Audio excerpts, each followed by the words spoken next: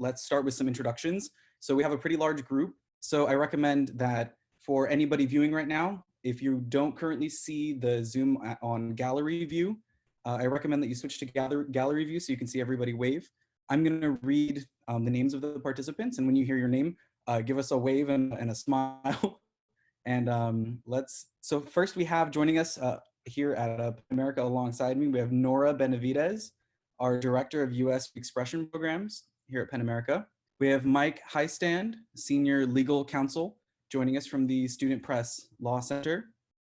Sophie Austin, the Editor-in-Chief at the Eagle at American University. Erin Doherty, the lead student researcher at the Free Speech Project at Georgetown University. Jake Goldstein-Street, news editor at the UW Daily from the University of Washington. Christina Morales, editor-in-chief at the independent Florida Alligator at the University of Florida. Isaiah Poritz, executive editor at the Emory Wheel at Emory University. Aidan Ryan, president at the Harvard Crimson at Harvard University. Karen Shia, editor-in-chief at the Columbia Spectator at Columbia University.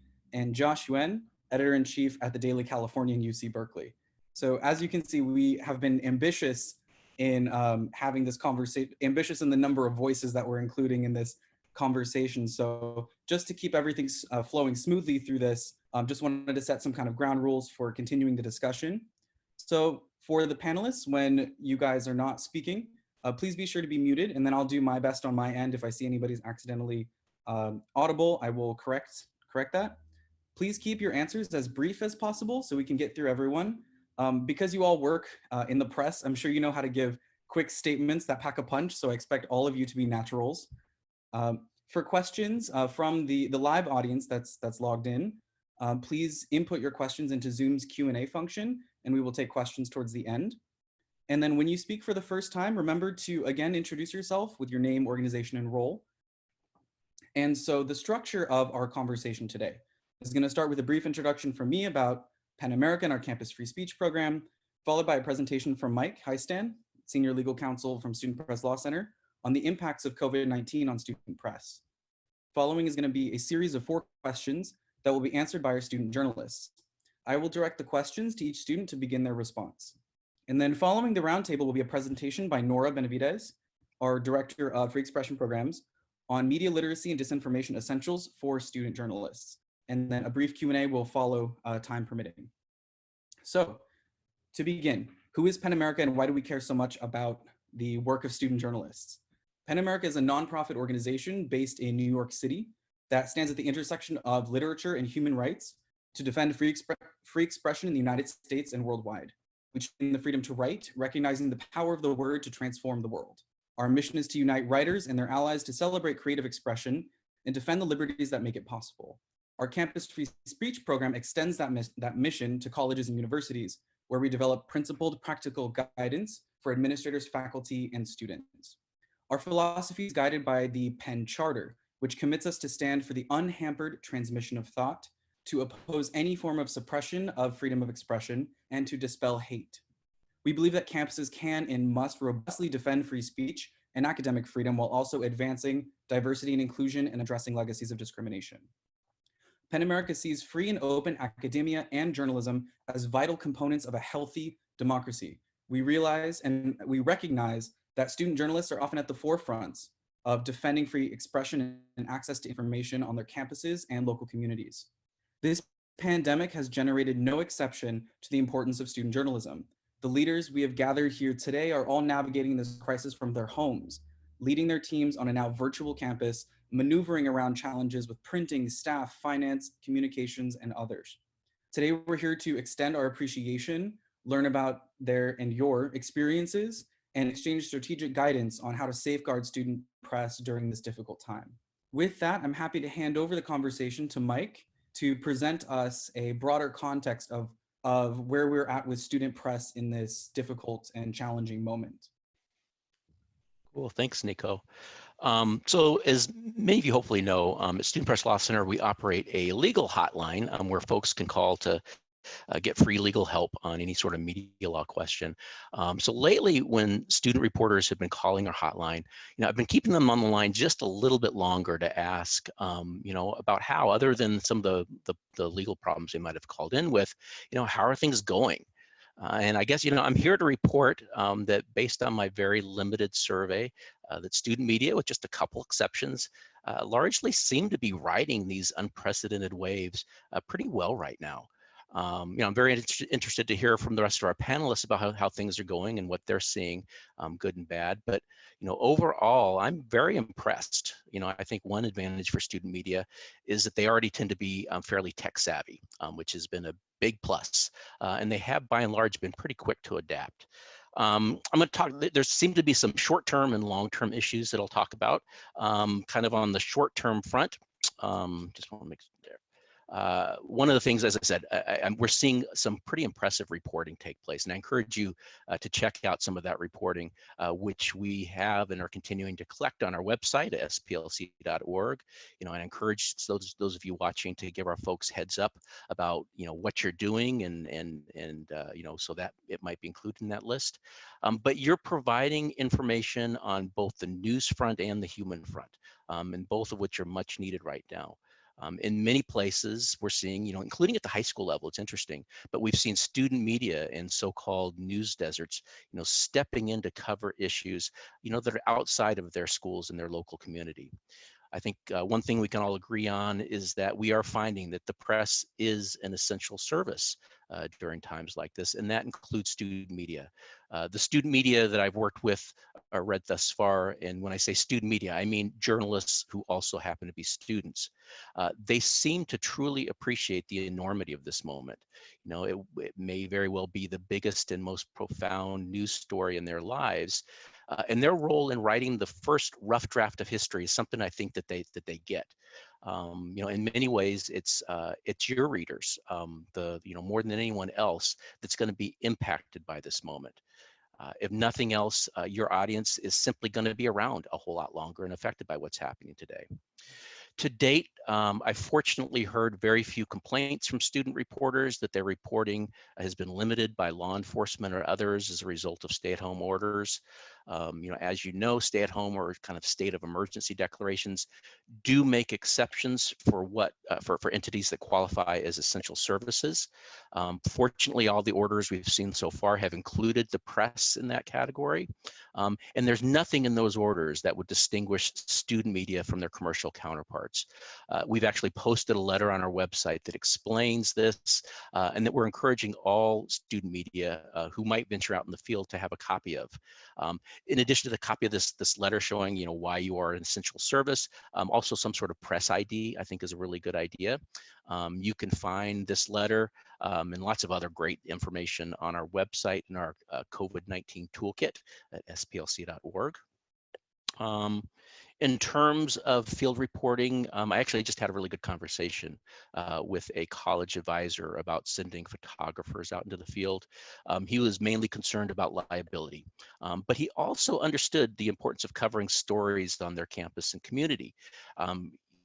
We talked about, we recognize this is likely to be the biggest story of their reporters' lives, and telling them flat out that they couldn't take some, of the extraordinary photos and things that we're seeing right now, it just didn't seem right. This is a moment, honestly, this is a moment that we not only must survive and navigate, but we must learn from. And that means somebody needs to be writing stuff down and taking photos. So I believe that a balance needs to be struck between, carefully doing our job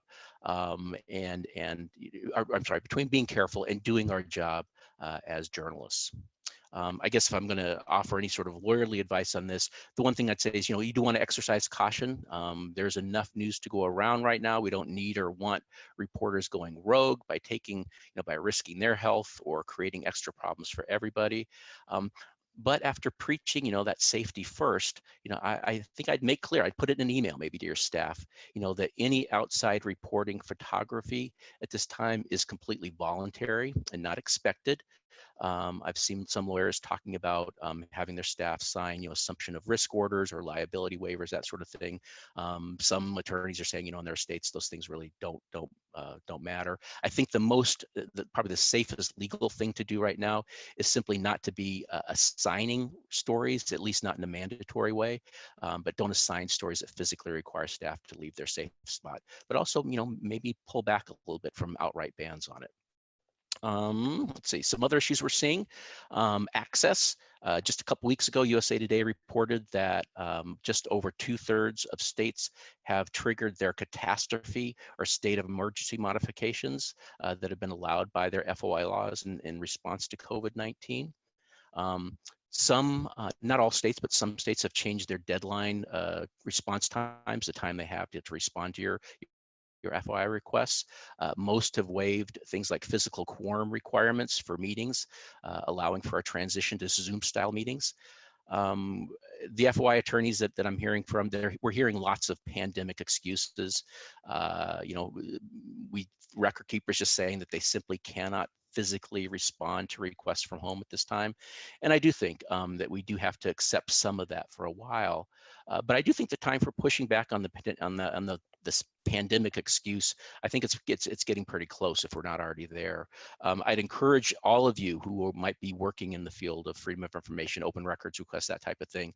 The group, the Reporters Committee for Freedom of the Press, their website rcfp.org, they have actually put out a wonderful guide that looks at what states are issuing in terms of modifications to their FOI laws, and it's kept pretty up to date. So perhaps before you start yelling really loudly about where your FOI request is, do take a peek at some of their resources there. One of the things we're seeing is that forcing governments to use existing tech like Zoom to provide easier access is a good thing, but there are growing pains. One of the more interesting growing pains I saw was actually in a call from a high school reporter in California. I guess their state senator was doing a town hall meeting, and it was a wonderful thing. It was advertised for the public, just a place to ask questions and have some discussion. But the first thing after convening this online town hall meeting, the first thing this state senator apparently did was to ask all the news media to click off. She felt she somehow had the right to do that, obviously, pushing back against that, and just you're reminding them that even though the mechanism for providing information to the public might have changed, some of the basic rules are still in place, and that you can't be going after media like that. A couple other quick things. Let's talk HIPAA and FERPA. Maybe some of you have heard some of these excuses come up. I mean, these are both two well-intentioned laws that have simply gone bad over the years, and certainly some of the negative parts of those laws are very much in evidence right now. HIPAA first. First of all, HIPAA does not limit what journalists can report. Really important to keep that in mind. Certainly it limits what healthcare providers are going to tell you, but it's never limited what you can report if you're able to find the information out. It only limits what covered entities, which are, we're talking about mostly healthcare workers and insurance people. It only limits what they can tell you. And it also only covers protected health information, information that identifies specific individuals. It doesn't limit law enforcement, other government officials, faculty, at your school, resident assistants. It doesn't limit them from talking, and nothing in HIPAA has ever prevented anyone from releasing statistical information, such as about COVID-19 cases. One more thing on the HIPAA front, FERPA and HIPAA are confusing enough on their own right now, but they have always been especially confusing for school officials that are trying to apply those laws. I'm not going to go into details here, but I will say in an attempt to clean up some of that mess that they've created, in December 2019, DOE and HS and the Health and Human Services Department issued new guidelines, effectively saying that if a record was covered by FERPA, it would no longer be considered a HIPAA record. So that means you really should not be hearing HIPAA raised as an excuse by college officials, anymore as a reason for denying access. That brings us to our longtime pal, FERPA. In March of this year, in response to COVID-19, they issued special guidance to schools. And this, I believe this is also on our website. You can find a copy of that in our toolkit. But basically, the new guidelines provide schools with a little bit of leeway when it comes to school officials disclosing health information about their students. It's information that would normally be subject to FERPA protection. It basically says that while schools can't probably issue a press release to the student media, they can now release that info directly to those that might be affected by it. So if a particular student was impacted by COVID-19, they could probably now tell their roommates or other people, in their dorm room about that information. That means you now have other sources that you might go to for this information if you want to. A couple other things real quick about FERPA.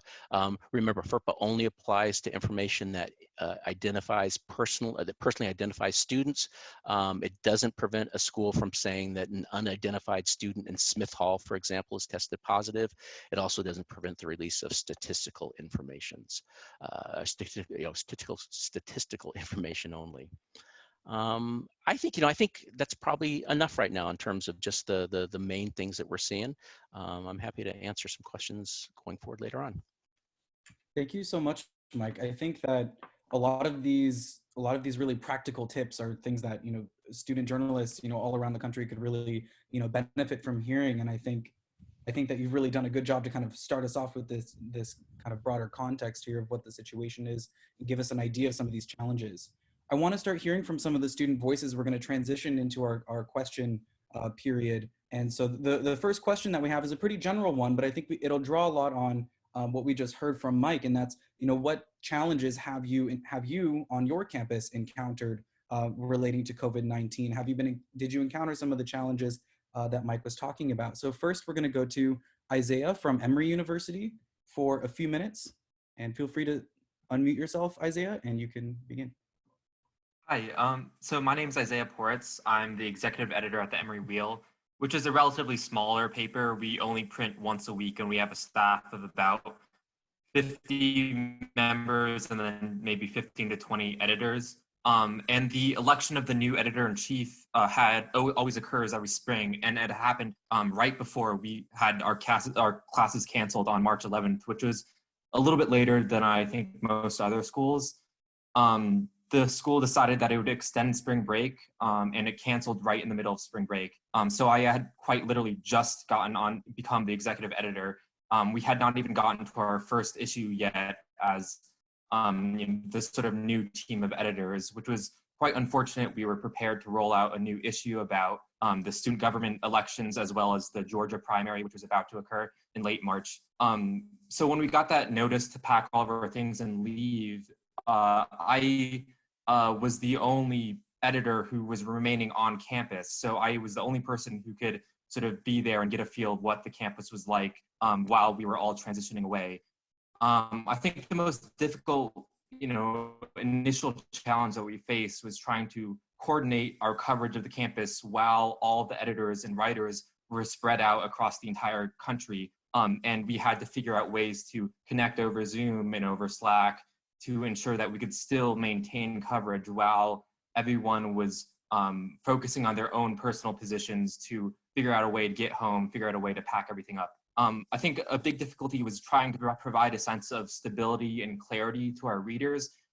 There was so much that was up in the air, so many questions about what was going to happen to student housing fees, what was going to happen to low-income students who didn't have access to home, or international students who couldn't get back home because of international travel restrictions. So I think the importance of having sort of immediate breaking news and being able to disseminate that quickly to our community members became more important than it ever had been.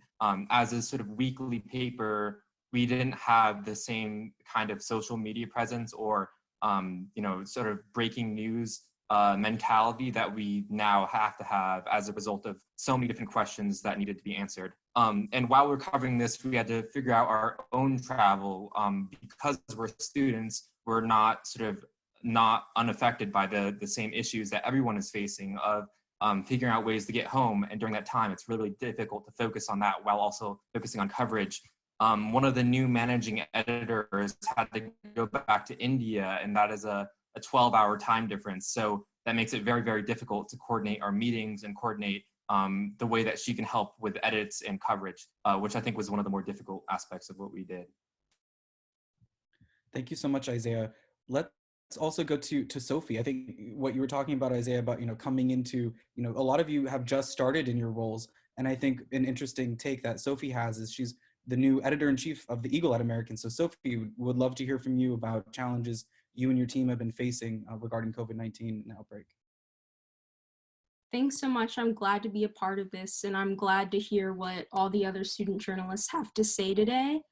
I'm in a sort of a unique situation because I just became editor-in-chief this past week.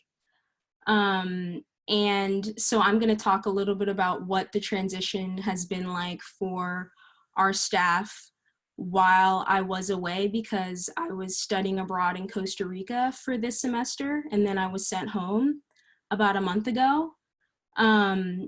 So first I want to just speak broadly on the challenges members of our staff have experienced. And this is something that was addressed in our news managing editor's column that she wrote. She wrote a column specifically addressing our coronavirus coverage, and that was part of a series that just sort of expands our transparency to viewers. And so at the end of that column, she talked about how we as students are experiencing all the other challenges that students who aren't student journalists are facing. So that includes being abruptly sent home. Students who were studying abroad had to be sent home as well. Students are losing jobs or internships. And that's not to say that because we're student journalists, we're having a more difficult time than other students. But I think it's important to note that the factors that determine how much this pandemic is impacting you is really determined by your socioeconomic background, what your home life is like, what your health background is like, and that includes if you're going through mental illness. And with that, I also want to talk a little bit about our print distribution and a little bit about the finances. I know we're going to talk more about that later. But we were lucky in a sense because we're mainly an online paper. And so we, this year, only were doing print editions once a semester. And so, so that made it an easier transition in terms of feasibility for working with staff online and also financially for us. However, as the cases started to pick up in the United States, our former editor-in-chief decided that it might be a good idea to create a separate website dedicated to coronavirus coverage. And she later decided that that was going to take the place of our print edition. And so this was all happening after we had already begun online classes. And so our editor-in-chief went to our student media board director because we get funded by a student activity fee, as I know some papers do, some papers don't. And so she went to our media board director to submit a purchase request for the website, which was about $228 to buy the domain. And they told her that they were no longer doing purchase requests. And so she had this conversation with him on a Wednesday, and we were planning on launching the website on that Friday. And so as a result of that, she had to buy the domain with her own money. And so that's just one of the challenges we've faced. And yeah, that's just a little bit of insight of what this transition has been like for us. Thank you so much, Sophie. I think we're really starting to see, how individuals on these teams and how you guys in your leadership positions are stepping up to manage a variety of different things that you guys couldn't predict or anticipate. And so I think these are very, very interesting to see how you guys are navigating. Let's transition to the next question. So the next question is going to be, how have you and your team navigated the shift of campuses online? And then what implications has that online shift had for your publication? So Sophie was talking a little bit about print versus online. Some of you are thinking short-term versus long-term, and some of you are moving all online. Some of you are doing print and online. So first we're going to hear from Karen at the Columbia Spectator. Yeah, hi, my name is Karen and I'm the editor-in-chief and president of the Columbia Spectator. The move to online has definitely been a huge transition for a lot of students. I think something Sophie mentioned is that different circumstances at home, whether it's family, financial circumstances, come a lot more into the play in terms of both classroom experiences, had to be much more accommodating to those, as well as staff experiences. I think one of the huge shifts online is obviously for newspapers that have been dependent on print.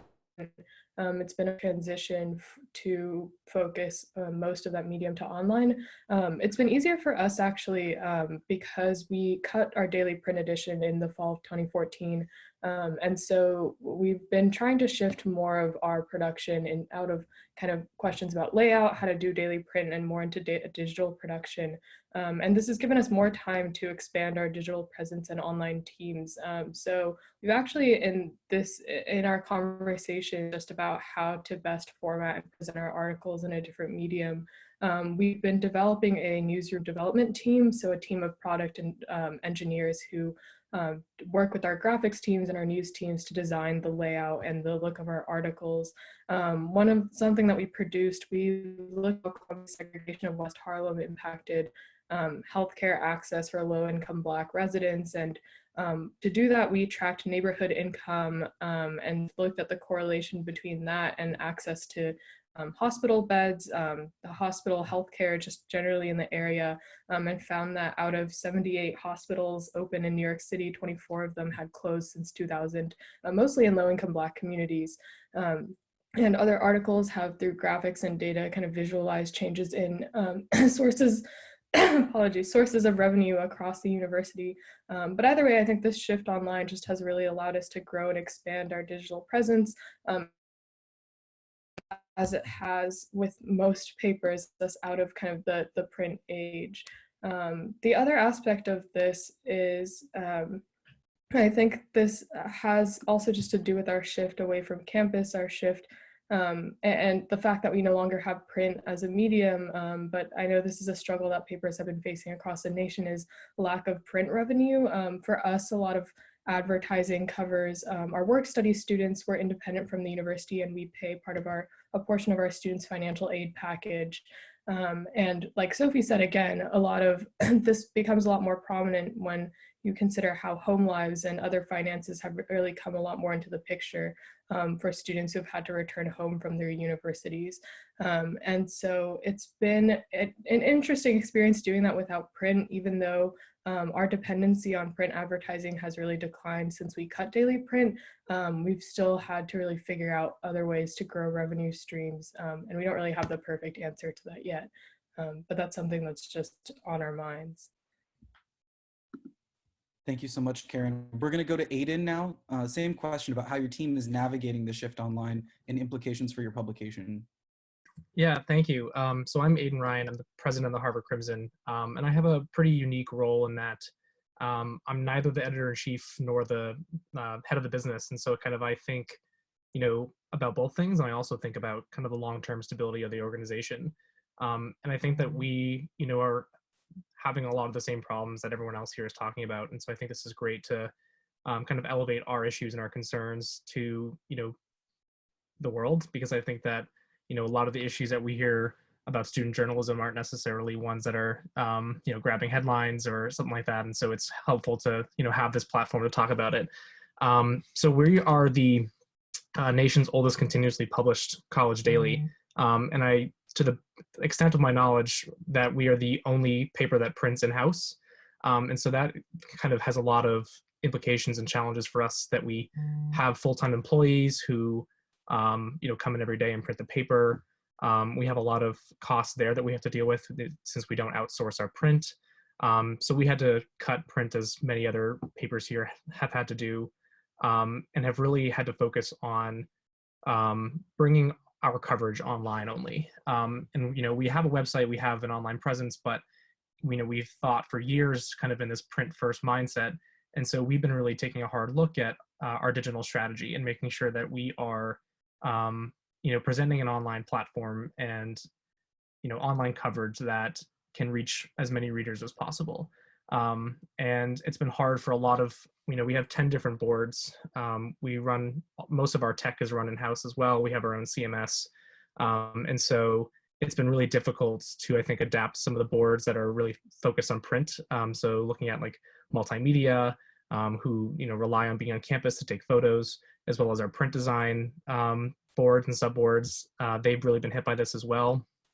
And so we've had to be really creative about what people can work on during this time. And I think that's really important to us as well, because about a third of our staff is on our financial aid program, where we pay both federal work study and students on significant financial aid at the college to just work at the Crimson.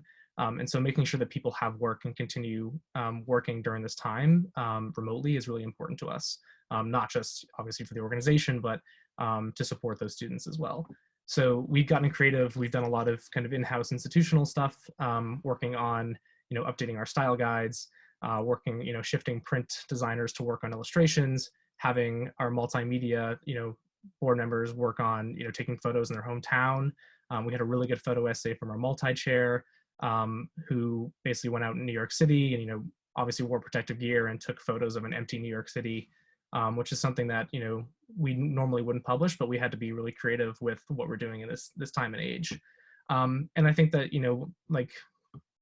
Sophie said earlier that, we'll talk about the finances later, but we've had to really take a look at our business model. We rely a lot on advertisements, and print advertising is still a significant portion of our ad revenue.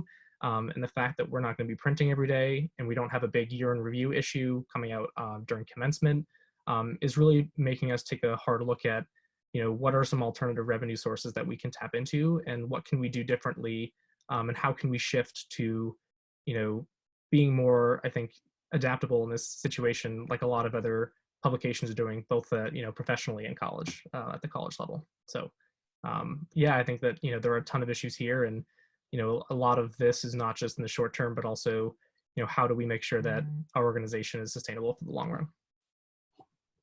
Thank you so much, Aidan. We're going to go to Erin now from Georgetown's Free Speech Project. Erin, I understand that you've worked in student press before, but now your current role at the Free Speech Project has also been kind of impacted by this. So I'm curious to hear how you and how your team at the Free Speech Project, and how, to your knowledge, other press groups on campus are navigating the pandemic. Yeah, thank you so much for including me in this. And so, yeah, so I worked for the Hoya, which is Georgetown University's student newspaper for my earlier couple years on campus. Now I'm a senior, and I'm the lead student researcher for the Free Speech Project at Georgetown University, which, just a little bit of background on that, it's an independent, nonpartisan research group that tries to track incidences involving the First Amendment around the country. And so we're a pretty small group of students. I think it's about 12 student researchers now, and we have one director and he's the founder of the project. And so I think internally, the shift to online campus has actually kind of been relatively seamless, just because like our flagship enterprise as the Free Speech Project is this free speech tracker, which are made up of like short, brief memos about incidences involving the First Amendment in civil society and education and like various aspects of our everyday life. And so because that had already been completely online, and the student researchers are pretty independent in doing the research, tracking down interviews if they're necessary, and then like ultimately passing it down the editing chain, that has been a pretty seamless transition actually. But I think kind of like an area of like internal exploration that the Free Speech Project has kind of had to deal with. Is one of like a central pillar of the project that has kind of emerged in the past couple of years is that we wanted to like be a source of providing or like elevating public discourse on issues of free speech. And so we had a big talk about how can we do that when we don't have a campus, we don't have access to student bodies, to the student body on campus. So we've actually kind of, you know, come up with ways similar to this. And we're actually having a panel next week with Pan America, which is very exciting. But so I think, as everyone, all of the student journalists have been talking about, the virus has kind of forced us as an organization to find creative ways to like continue to explore how we can, you know, like research the First Amendment and free speech issues. And in some ways it's kind of forced us to be more creative, which maybe in the long run will like help us as an organization. And I think implications of the change, you know, I've worked on the Free Speech Project as a researcher since my sophomore year at Georgetown, and I've seen numerous ways that the First Amendment and free speech can come under pressure on college campuses and also in civil society and local and state governments on really small and large ways. And I think working on the Free Speech Project through this time and doing research on issues and ways that the free speech and the First Amendment is kind of under threat, has kind of shown that the free press is obviously incredibly important right now, and the First Amendment will continue to be tested and like continue to evolve in different ways. And so I think that kind of has been an interesting way to like, an interesting kind of like, I don't know, I think that it just made our mission even more apparent, that like the First Amendment and free speech issues will continue to evolve, and, you know, we'll be there to monitor them. Thank you so much, Erin. Again, super, you know, inspiring to hear about how not just student press organizations at this time, but other free speech organizations out there who are committed to a free press are still, you know, doing everything that they can to be active on these issues and to be vigilant. Thank you so much. We're going to go to the next question here about how have you reported on COVID, how has your team managed communications with university staff? So sometimes during this pandemic, it's been difficult to communicate with your counterparts on staff because they're also going virtual. So how have the universities communicated with you? How have they supported you? And what else can they do to help? We're going to go to Christina Morales first at the University of Florida. Thank you so much. So with our university, we have a university spokesperson, and we have a hospital that has a different spokesperson. So what we've done is we've assigned, we have 4 desk editors, so we've assigned a desk editor to each spokesperson. They have their cell numbers, they text them all day for updates, whether or not we have more hospitalizations, more cases at UF, any, you know, policy changes. Right now we're monitoring stuff about, you know, is tuition going to change for the summer since we're all online for the summer? What's going on with fees, any other refunds? They just got this $30 million stimulus from the CARES Act. So stuff like that, we're just constantly texting our spokespeople on. What we would have done previously in terms of having each person do their own story, where they would have each had to have contacted the spokesperson. Now each desk editor is in charge of contacting that spokesperson for every story, so that they don't have to go to like 5 different people. It helps us get our answers a lot faster. We're also communicating with the county health department by text as well, the lead administrator on that, and they get back to us relatively quickly. We've had some issues with the university in terms of its transparency with us on COVID-19 cases. So our first 4 cases at UF were announced by our governor. It wasn't announced by our university. So our governor announced it to the entire state in a press briefing. And then the university came in with an email a few minutes later saying, oh, it's true, go home, you know. So that's really frustrating because when we had started to see the cases climb up in terms of age, we started seeing in their mid-20s, we started to ask the university, do you know of any cases? Do you know of anything? And they said no, that the county health department would make those announcements, not the university. But then when the governor did, then that's when they had to step in and kind of alleviate that situation. What we've done is we've called out the university in our stories when they're not transparent. So we're using web archives to monitor what changes are going on with their COVID-19 website. We're also using Website Watcher, and then we have one person screenshotting the site at least once or twice a day to see these changes because they changed the language a lot of times. So for instance, like they told us we weren't going to have pass-fail option. Then they said we were going to have pass-fail option. Then they said they were going to consider a pass-fail option. So like all those changes in language are things that we're monitoring. Then another day, another 7 cases were announced just randomly over the weekend. And so we asked the university spokesperson to give us a timeline as to how this had happened. And they had known about the cases for several days, but then decided to wait to create a website for all of that. And they didn't, like the previous 4 cases, they weren't communicating with students on that. They didn't send out an email saying, hey, these are the cases that we have at this college at this time. So we wrote that in the story because previously they had done that.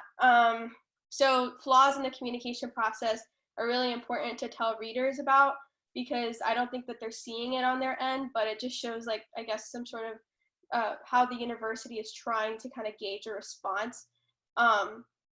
And they also did tweet about the website, but never put how many cases they had seen an influx in. So that was quite frustrating. The details of the first 4 cases that we had their travel history and who they had been, not who, but if they had been exposed to somebody. When this university updated their website, that was all gone. And now it's all categorized by undergrad students, grad students, employees, and which college. Public records, we've also had similar issues with public records where we've requested things and they give us back partial records and then they say, well, you're going to have to file a new request when the pandemic is over for these records that you couldn't get back instead of just coming in with the rest of the records later on, which bogs down the process more. But beyond that, I communicate with my spokesperson every once in a while for the university. He's an alumni of our paper. So whenever we have issues about coverage or the way that he's responding to staff or anything like that, in terms of the transparency, we communicate and we work those out between me and him. Our university president also really finds that the Alligator is a really good medium to communicate whatever he's feeling and whatever he's thinking. So he's written us 2 letters to the editor, one responding to a student and the other responding to kind of like how he's led the crisis. So in the second letter, he was more talking about, questions we had already been asking about what fall was going to look like. And as well as, saying, I'm trying my best to lead this the best that I can, but none of us really know how the best way of going about it. So that's kind of like, he's taken 2 different approaches. He's written about it and people really like to read what he writes. So that's been a good medium as well to kind of balance things out. Thank you so much, Christina. We're going to go to Jake now for University of Washington. Yeah, so I'm the news editor at the Daily at the University of Washington. I took over in January. And as you were talking about transparency with case numbers, we've had kind of like, I would say the opposite, where I think the university has been really transparent with that sort of thing. So we first did a story January 28th on COVID-19 because the university sent an email to the entire community saying that 3 students were just being tested that had recently come back from China. And they were being tested for coronavirus. And then they sent another email saying that they had all tested negative. And so throughout the end of January, early February, there was a lot of transparency. They were emailing students a lot about how this is affecting official travel to places, when there were cases on campus. And they were also had a website very early on tracking all the case numbers. So right now we're at 58 cases connected to our community, to the UW community, and they update that every day, which is good. But one thing is, because of privacy concerns, they can't give you a lot of information. So it's usually just a student or staff or just like a very basic, and when they were last on campus. So you can't get any information about where they were or anything like that for privacy reasons, but they do release that information. But I would say the other side to transparency is kind of how specifically our paper has communicated with the university. So there's one spokesperson for the university, and then we have a huge hospital system, which has a bunch of spokespeople. And basically, anytime you contact anyone connected to the university, it goes like in administration or anything above a professor, basically, it goes straight to the spokesperson. So there's kind of that centralization of information which slows down the process because that spokesperson ends up going back to the person you originally contacted to get the information and then runs it through and sends it back to you. So it feels kind of sanitized when it eventually gets to you. Whereas if they would just leave it to the administrator or whoever to respond to your request, you could get the information right away. And they're the people that are the experts on it. So they would be able to give you the best information. So one example, I contacted the head of facilities for like custodians for how they're cleaning campus, and kind of there's like 25 staff members at the UW that have tested positive for coronavirus. So I was wondering how many of those were custodians and how, if they felt there were concerns around that sort of thing. So I sent him a quick email, and that email got immediately routed to the spokesperson, who gave me like a sanitized version of what this person would probably say, which is frustrating, but also like understandable. And so now, because of that, you could probably, I mean, if I printed out all my emails with this spokesperson, you'd probably have a book from as much as we've had to contact him. And at least he gets back like very fast and gives you information. But I think a lot of requests get lost in that. Both we email him so much and get so many emails routed to him that we lose track of all the things that we're doing. And also, I think by sending so much, he loses track of a lot of them, which, you know, is understandable. And then also, like Christina mentioned, we also have like a frequently asked questions page where they update every day. And for the first few weeks, they would say like at the top, like when it was updated, but they wouldn't tell you anything like what was updated. But now they've changed that more recently to like say which question they updated, but don't say like what's the new language here. So it's been good that they at least did that, but we are also trying to keep track of like the language on there and trying to see what the like slight changes are in terms of trying to see, you know, how they're doing grading and stuff like that. I think what Christina mentioned about website watcher and stuff is a really good idea, and I wish I had thought of that. But so we've been looking at that. And then I think there's also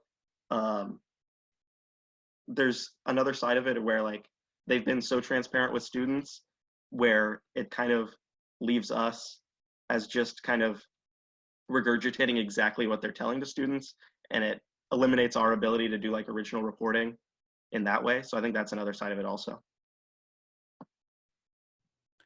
Thank you so much, Jake. We're going to move to our final question on PEN America. We are, of course, concerned about free expression, but we also believe, you know, free expression is part of our mandate so much as dispelling hate and hatred. And so we've been very vigilant recently about certain trends involving hate and xenophobia related to COVID-19. A couple of our past webinars have been on this topic, and I wanted to get a student journalist's take on how you guys are navigating reporting on COVID-19 related issues of hate and xenophobia on campus, and what advice you would have for other papers. For this question, we're going to go to Josh Yuen, Editor-in-Chief at Daily Californian.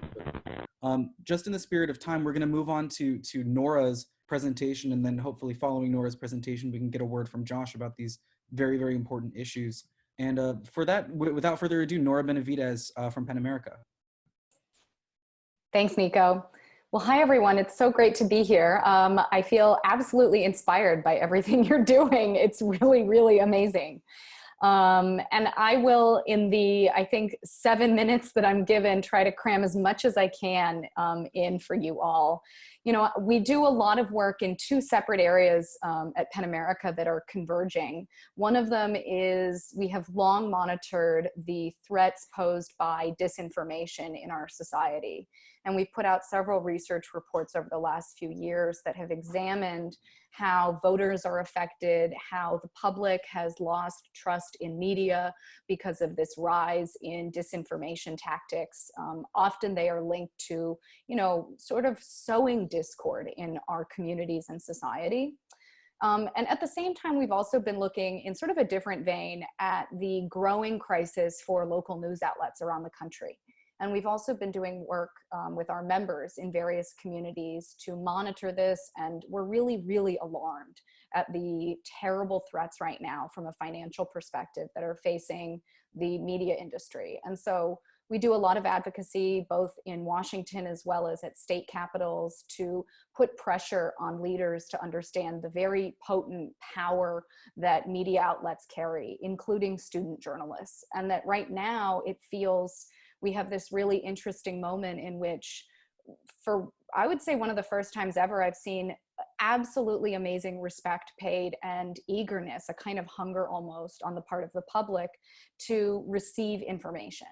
And it really seems to be the difference between people being safe and often being able to feel like they know where to turn for credible news, and those then that buy into, for frankly no fault of their own, disinformation and misinformation. And as we're seeing, you know, local outlets shutter because of reduced financing, we're also seeing a rise in fake news outlets that masquerade as real news outlets. And I see a few of you who are co-panelists nodding. It's a phenomenon that sort of has brought these two areas of our work together in really troubling ways. And so I'm really only here to give you the briefest and hopefully most seductive primer for our media literacy work, because we have long felt like one of the most promising solutions to thinking about how we can combat the spread of disinformation is to empower online users to help them learn how to make sense of what they're seeing. And right now there is no more urgent time than during COVID. You know, we've seen actually tremendous research examining what is actually happening.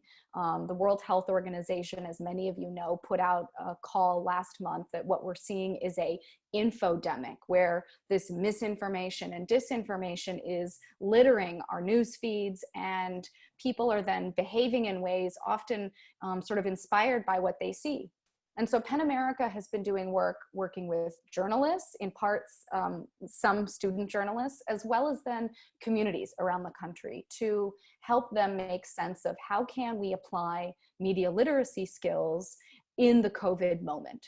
And so I'm going to give you just a really very, very short condensed set of tips. And I think one of them is something that all of us can do, student journalists and the public alike, which is learn to distinguish what you're seeing.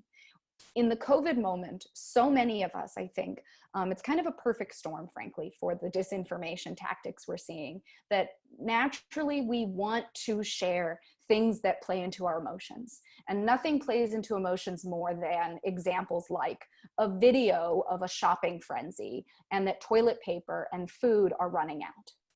And what's really interesting to begin to unpack as online users, and even then as student journalists, and thinking about where you turn in your reporting for your sources, is to make sure that you are engaging in fact checking and verifying what you're looking at. Videos of frenzies in shopping malls and in grocery stores that have been circulating online have actually been proven to be, they're real, they are actually real videos, but they've been edited to appear like they're happening now. And they've actually not been happening recently. They've happened many years ago and all over the world. But again, this plays into our emotions. It plays into that feeling that we all have, that I have been trying to work with colleagues around the country to empower people to unpack that feeling and to learn how to take a moment when you see anything online and to actually question, well, is this news? Is this video current? Is it something that we can verify as being actually credible and taken yesterday or last week? Because oftentimes our knee-jerk reaction is to see something, if it's incendiary, controversial, clickbaity, we want to share it immediately. We want to get it out there.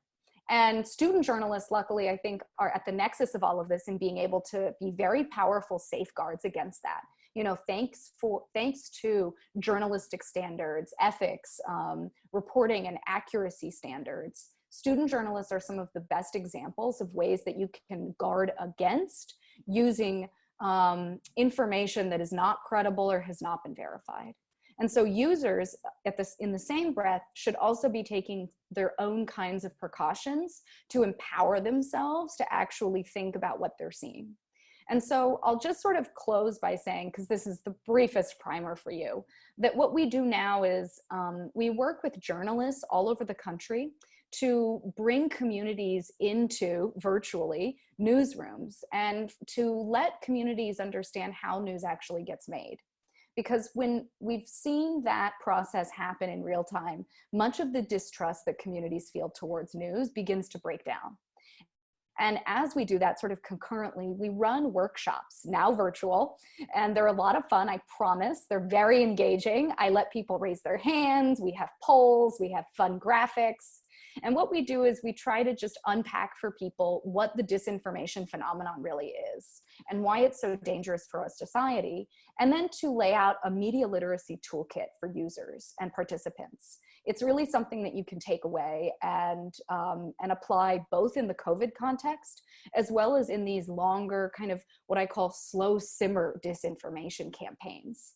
And, you know, it's all of this is happening against the backdrop of 2020, which is an election year. And, you know, I think in the back of my mind, perhaps for some of these student journalists in the back of your mind, I think about the kind of saturation we will all feel in a month, in 2 months, in 6 months. And the election is coming up in November. And, you know, our levels of absolute intake of information, whether it's news or punditry or otherwise just entertainment, I think it'll just reach a fever pitch. And at that point, all of us, including journalists, and especially I think student journalists, when you're dealing with new voting adults, you have a really wonderful opportunity to spotlight that credible information can make the difference between empowered voters and people who feel absolutely disenfranchised from our democratic institutions and our process.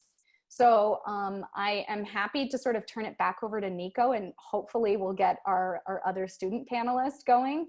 But please reach out. I know Nico will be following up, of course. We are all available. You can follow me on Twitter at Attorney Nora. And if you have media literacy questions, great. I would love to even spotlight some of our student journalists when possible. We'll be rolling out events virtually for several months now. So thank you so much.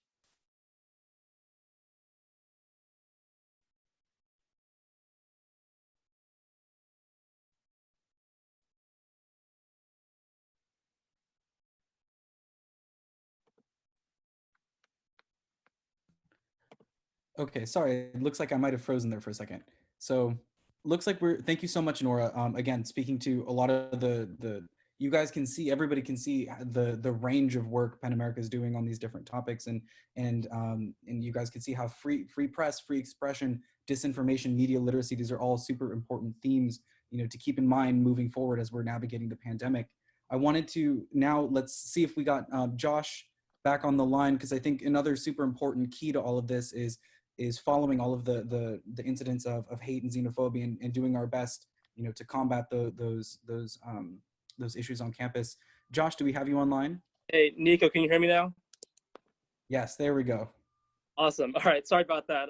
Been having some technical difficulties with my laptop this week, but glad that you guys can hear me now. As Nico said, I'm Josh. I'm the EIC at the Daily Californian in Berkeley on the West Coast. And this is a wonderful question in terms of like the prevalency of this issue. And I think to boil my answer down really goes to one specific incident, and then moving forward, how our university and our organization dealt with it. In particular, the University Health Center's Instagram at UC Berkeley published a piece on social media that listed xenophobia as a common reaction to COVID-19. And immediately that received a lot of backlash from the campus community, administration itself, since the Tang Center, the health center, really acted in its own decision separate from the university. So immediately they took the post down, apologized. In no circumstances xenophobia be a justifiable normal reaction, as they had originally listed. So it really is a twofold process in terms of covering these incidents. One is obviously the news aspect of it. We had a piece go out immediately regarding the public backlash against the post. And then of course the opinion side. Every newsroom, has a news side and opinion side, and to the extent to which you're an independent university or not, a lot of college newsrooms have the power to keep the university in check. So this was an opportunity for not only ourselves, but the Daily Bruin, which is our counterpart at UCLA down there. We both published editorials which highlighted our condemnation of this post. And moving forward, the physical and emotional abuse that a lot of Asian Americans during this time have been facing. It's a very prevalent issue, and moving forward, it's something that has had a ripple effect across the world. And so the awareness to be able to cover things from a neutral perspective, but also know when to utilize your voice to promote messages of hope and getting through this together, rather than pointing fingers at particular groups, marginalizing specific groups based off of certain facts or conceptions or stereotypes. So that was the one incident that really stood out on campus with us, and I think we've been fortunate in that, right, to the point where we haven't had any big incidents when it comes to physical or emotional abuse beyond that. But this was definitely a big incident that we didn't see coming. At the same time, this is an issue that, as I've said, still lingers, and it's a very real issue that I think a lot of folks are taking into account in their coverage. Thank you so much, Josh. So thank you again, everyone, for everyone's short and brief but very impactful, statements. I think everybody did a great job at. I think it was so ambitious to put all of these voices into one conversation, and just what we've learned from each other and from our experts and from your firsthand perspectives on campus has just been absolutely phenomenal. And I want to transition. We have about 10 to 15 minutes left. I wanted to transition into some Q&A and then also get an opportunity to bring Mike back into the conversation to respond to some of the things that we were all discussing. So I think first, let's first start with you, Mike, on just your general kind of, now after hearing the different student experiences, before we get into some of the questions that we have here in the Q&A, just your initial reactions to what students are experiencing. Like I said in my opening remarks, I mean, given everything, given the world has been turned entirely upside down, I mean, you guys are doing phenomenal. I mean, you really are. You're adapting in ways that I hope you're very proud of. We're seeing long-term and short-term issues, and the long-term issue that a lot of you have talked about is, in addition to just the economic impact on our schools and our communities, there is a concern about what about student media and where do we fit into all this. Right now, I think we're still in that period where we're waiting to get more information just to see how it all plays out. I haven't heard so far any direct threats that, the student newspaper is going to be, turned off next year. I think that this whole, the talk about the movement from online to print media is huge. I'd love to hear from some of the print media folks here about whether they think that they will go back to print media, because I don't know that a lot of folks are. This may be that moment where we've all just kind of been catapulted into the future, and we're going to have to start dealing with kind of a new landscape. And I don't know that, like I said, I have been very impressed when I've talked to student media one-to-one, and certainly nothing's changed here. Very interesting. Does anybody have any initial response to that? Of anyone? Is there anybody planning to try and get back to print sources in the near future? Josh, I believe UC Berkeley, you guys are still printing. Is that correct? Correct. So we normally have a print cycle of 4 days, four publications per week. But due to the virtual, the campus community is basically vacated, and obviously everybody's sheltering in place. We're printing once per week on Thursdays. That's our normal summer production cycle. But Mike brings up a good point in terms of moving forward. Have we really catapulted to the future? And a lot of our our revenue is based on print sales, and obviously those are way down as a result of the pandemic. And even before the coronavirus pandemic, we were already struggling to a very solid extent in that, right? So when we return to the fall and when things get back to normal, it begs the question, how important is it that we print 4 days per week to the extent that we have in the past? Christina? Yeah, we're also printing over here because a good chunk of our coverage, about half of it, is based on the city or county.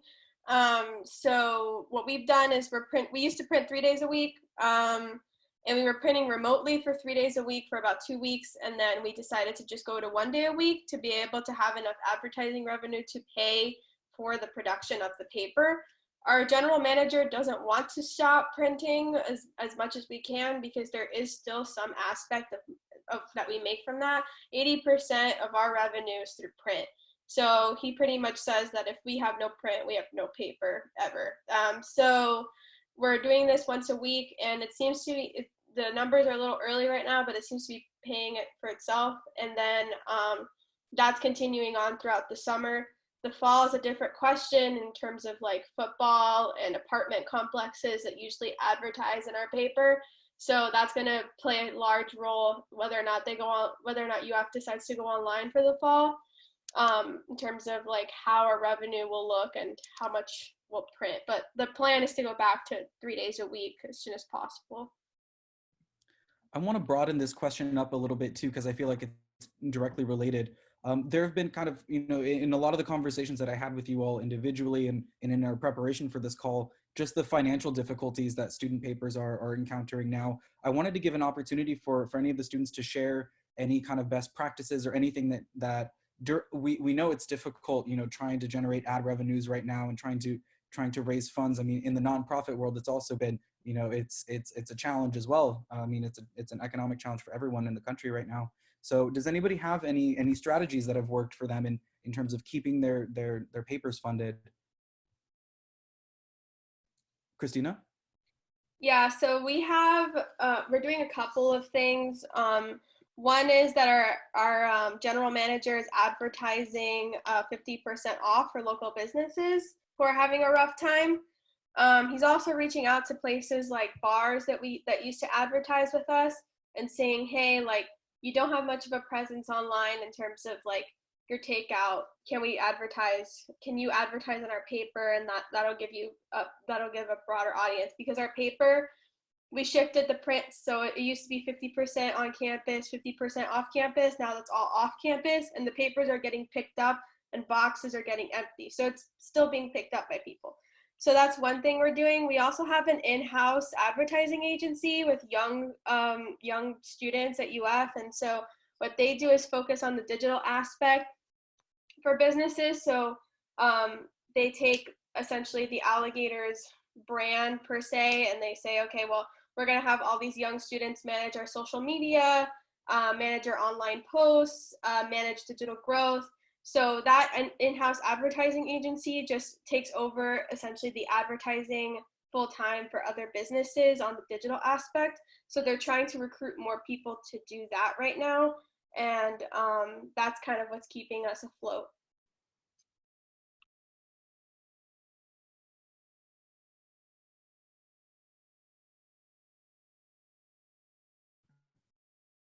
Thank you. Any other students with any tips for anything in terms of fundraising?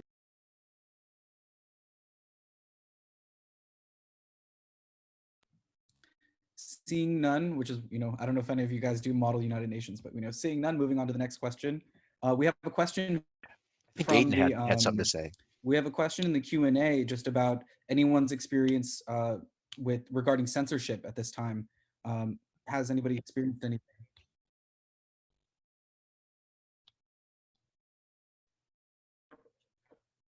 Go ahead, Mike.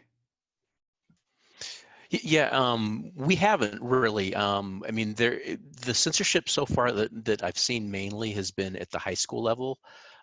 We have had a couple incidents where there was one really great story on kind of this racism component that we've been talking about that a student wrote and was censored. So that, but mainly at the college level, the sort of censorship that we're seeing is more indirect. We're seeing a lot of students have a lot of difficulty getting in touch with school officials, administrators. Some of them have just gone AWOL, and so that's been a real struggle. And I think that's something that needs to be pushed back on. I mean, this is the time where you need leadership to step up, and if they're not doing so, I think now may be the time to call them out on that. One thing I am telling student media is in terms of kind of the long term, if you are in a situation, and I don't know how many of you are, but there are some schools whose servers are, controlled by the schools. They're on school campus, and, the ability with server, you can turn it on and off. And we did have it at a high school. We had a situation where social media passwords and login information was changed. So just be mindful of the fact that if you are in a situation where physically the school has control, you may want to think about having backup procedures available, maybe an off-campus website or off-campus social media or something like that. Hopefully that's not going to be the case, but it's, it's important to start thinking about those things long-term, just because, there are sort of physical limitations that can come into play.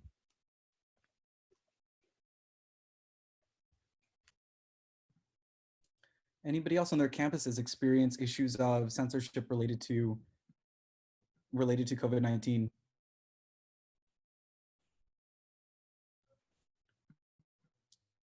What about this additional question that we have here about how can campus libraries and librarians best support free speech on campus, or best support you during this time? Are any of you in regular communications with libraries on campus or other types of records offices on campus?